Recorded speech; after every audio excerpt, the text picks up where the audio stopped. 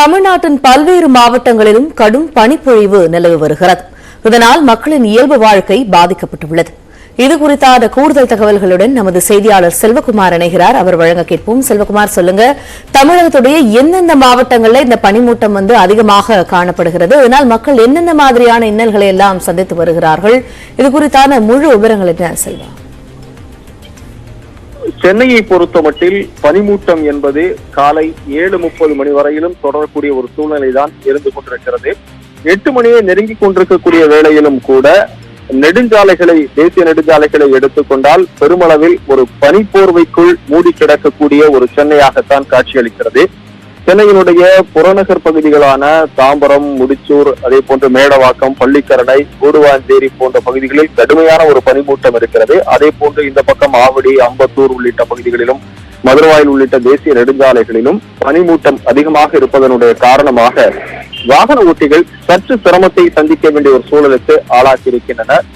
வழக்கமாக ஒரு ஜனவரி மாதத்திலேயே பெருமளவில் பனிமூட்டம் விலகக்கூடிய ஒரு சூழ்நிலை இருந்தாலும் கூட இந்த ஆண்டு அதற்கான ஒரு வாய்ப்பு இல்லாமல் இருக்கிறது. எனவே இந்த பனிமூட்டம் என்பது மார்ச் மாதம் 10ஆம் தேதி 15ஆம் தேதி வரையிலும் இதே போன்ற ஒரு சூழல் இருப்பதற்கான வாய்ப்பு உள்ளதாக வானிலை ஆராய்ச்சியாளர்கள் தெரிவிக்கின்றனர். இது சென்னை மட்டுமல்லாது தமிழகத்தின் பெரும்பாலான மாவட்டங்களிலும் இதே போன்ற ஒரு சூழ்நிலை தான் காணப்படுகிறது. குறிப்பாக டெல்டா மாவட்டங்களை எடுத்துக்கொண்டால் தஞ்சாவூர், கும்பகோணம், சீர்காழி, நாகப்பட்டினம் உள்ளிட்ட பல பகுதிகளிலும் கடுமையான அளவுக்கு பனிமூட்டம் இருப்பதால் விவசாயிகள் கடுமையாக பாதிக்கப்பட்டிருக்கிறார்கள். பல்வேறு இடங்களில் உளுந்து உள்ளிட்ட தானியங்கள் ஒரு கருகக்கூடிய ஒரு சூழ்நிலை இருக்கிறது.